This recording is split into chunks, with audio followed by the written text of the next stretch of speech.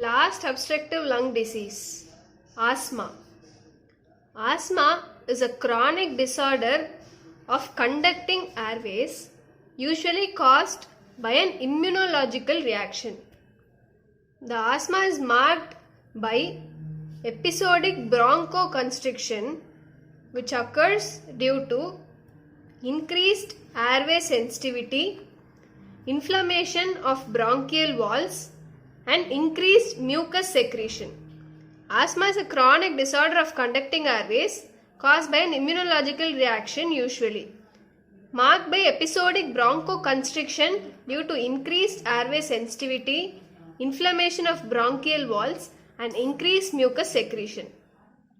Manifestations of asthma.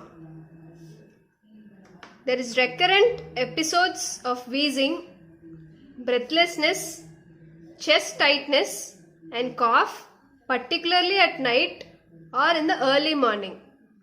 The bronchoconstriction in asthma is partly reversible either spontaneously or with treatment. Types of asthma. First is atopic asthma. This is the most common type. It is an example of immunoglobulin E mediated type 1 hypersensitivity reaction. The atopic asthma begins in childhood. It is triggered by environmental allergens like dust, pollen, animal dander, or food, along with pro-inflammatory environmental cofactors like respiratory viral infections. Here, positive family history is common. The diagnosis of atopic asthma is high total serum immunoglobulin E levels and allergen sensitization by a test called as serum radioallergosorbent test, RAST. This test can detect immunoglobulin E antibodies which are specific for individual allergens. The skin tests are usually positive in atopic asthma. Second type is non-atopic asthma. It does not have evidence of allergen sensitization, and the skin test results are usually negative. Causes of non-atopic asthma: respiratory infections due to viruses like rhinovirus, parainfluenza virus, etc. Inhaled air pollutants like smoking, sulfur dioxide, ozone, and nitrogen dioxide, or exposure to cold and even exercise can lead to non-atopic asthma. The third type of asthma is drug-induced asthma. This is very uncommon. Example for this is aspirin-induced asthma or other non-steroidal anti-inflammatory drugs. Here, asthma is produced along with urticaria, which is a skin manifestation. The aspirin inhibits the cyclooxygenase pathway of prostaglandin metabolism, so it decreases the prostaglandin E2, which stimulates pro-inflammatory mediators like leukotriene B4, leukotriene C4, leukotriene D4, and leukotriene E4. This is the mechanism of drug-induced asthma. The fourth type of asthma is occupational asthma. This is triggered by fumes from epoxy resins and plastics, organic and chemical dust from wood, cotton, and platinum, gases like toluene, and other chemicals like formaldehyde and penicillin products. Mechanisms involved in occupational asthma: type 1 hypersensitivity reactions, direct liberation of bronchoconstrictor substances, and hypersensitivity responses of unknown origin. This is about occupational asthma, and these are the four types of asthma: atopic, non-atopic, drug-induced, and occupational asthma. pathogenesis of atopic asthma, which is the most common type of asthma. The main pathogenesis is T helper 2 response and immunoglobulin E response to the environmental allergens in genetically predisposed individuals.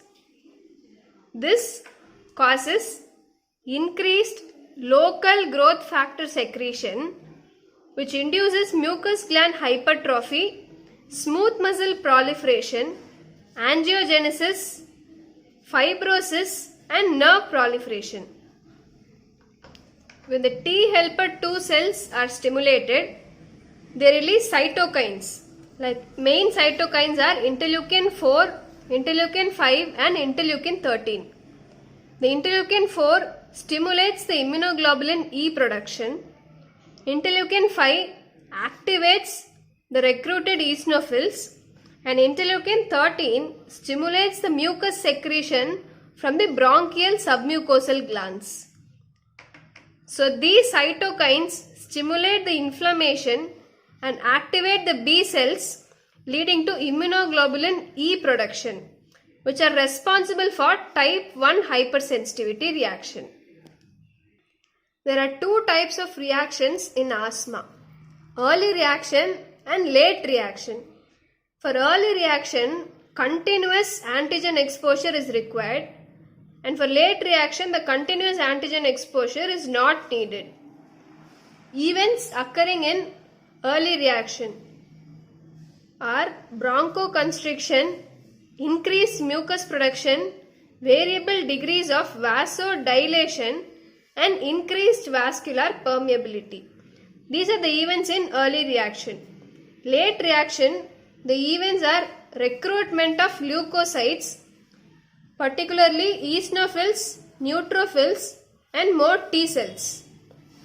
The mediators of early reaction are histamine, leukotriene C4, D4 and E4, platelet activating factor called as PAF, and enzymes like chimases and tryptases.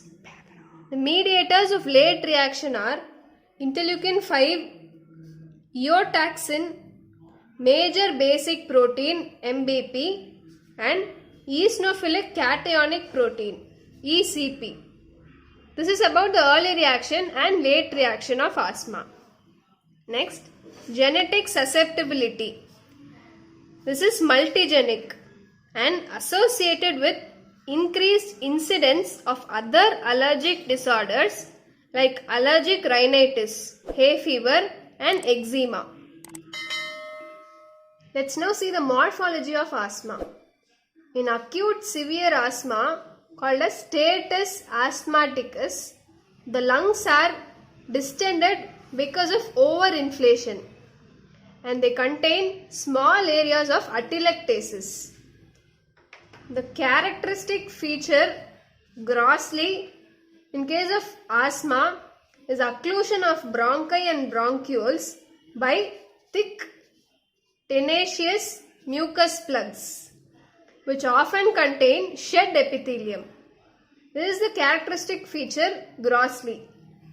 And in microscopy, seen in sputum sample, the characteristic features of asthma are Kirschmann spirals, which are thick mucus plugs, Charcot-Leyden crystals composed of eosinophilic protein galectin 10, and Crayola bodies, which are sloughed off columnar epithelial cells.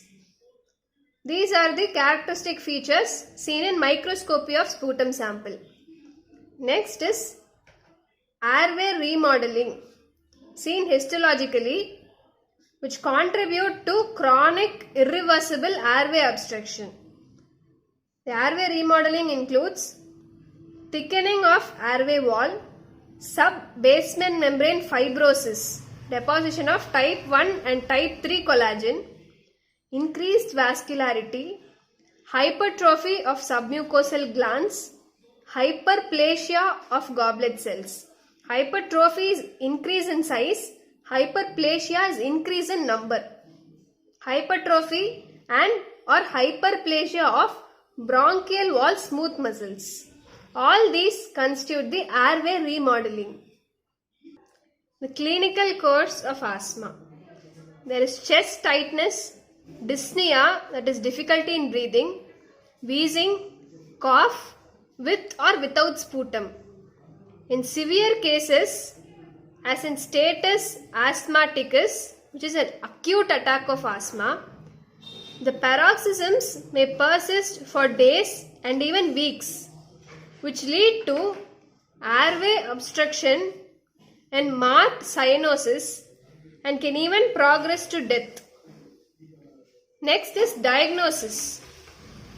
Diagnosis of asthma includes demonstration of increased airflow obstruction, prolonged and difficulty in expiration along with wheeze, peripheral blood eosinophilia, increased number of eosinophils, and finding of eosinophils, Kirschmann spirals and Charcot-Leyden crystals in the sputum sample. This is done for the diagnosis of asthma. This is all about asthma. Let's now see the gist of all the 4 obstructive lung diseases. First is emphysema. The anatomic site involved is acinus. Acinus is respiratory bronchiole along with alveolar duct and alveolar sac. Pathologic changes seen in emphysema are airspace enlargement and wall destruction. Etiology: main is tobacco smoke. The signs and symptoms of emphysema include dyspnea. Second obstructive lung disease is chronic bronchitis. Anatomic site involved is bronchus. Pathologic changes are mucus gland hyperplasia and hypersecretion. Main etiology of chronic bronchitis is tobacco smoke and air pollutants. Signs and symptoms of chronic bronchitis include cough with sputum production. The third main obstructive lung disease is bronchiectasis. Anatomic site involved is bronchus. Pathologic changes include airway dilation and scarring. Main etiology of bronchiectasis is persistent or severe infections. And the signs and symptoms are cough, fever and purulent sputum, pus containing sputum. Fourth obstructive lung disease is asthma. Anatomic site involved is bronchus. Pathologic changes are smooth muscle hyperplasia, excessive mucus production and inflammation. Main etiology is immunologic or undefined cause. The signs and symptoms of asthma are episodic wheezing, cough and dyspnea. These are the 4 main obstructive lung diseases. Thank you.